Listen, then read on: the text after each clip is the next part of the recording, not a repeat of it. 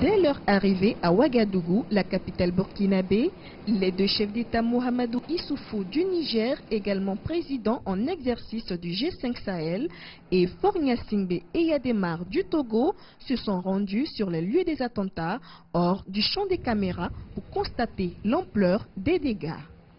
Prenant la parole, le président du G5 Sahel a annoncé un plan d'action pour vaincre le terrorisme dans toute la région du Sahel. Nous allons non seulement vaincre le terrorisme sur le plan militaire, mais aussi nous allons créer les conditions du développement économique et social de l'ensemble des pays du Sahel.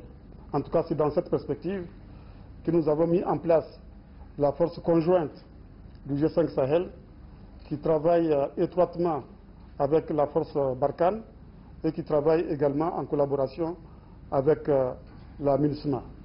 C'est également dans cette perspective que le G5 Sahel a conçu un plan d'investissement prioritaire qui a pour objectif le renforcement de la gouvernance dans les pays du G5 Sahel, la réalisation des infrastructures, la résilience des populations et le développement humain, surtout dans les zones fragiles qui sont soumises à la violence du terrorisme.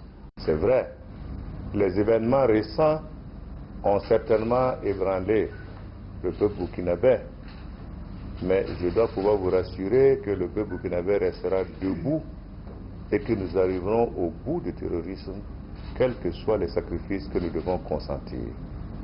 Parce que c'est un devoir sacré pour nous de défendre la patrie et la République.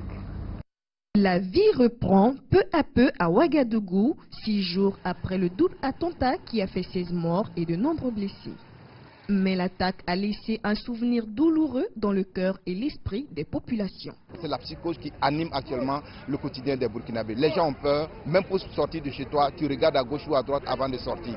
Tu arrives dans un coin, tu vois quelqu'un que tu ne connais pas, déjà tu es méfiant.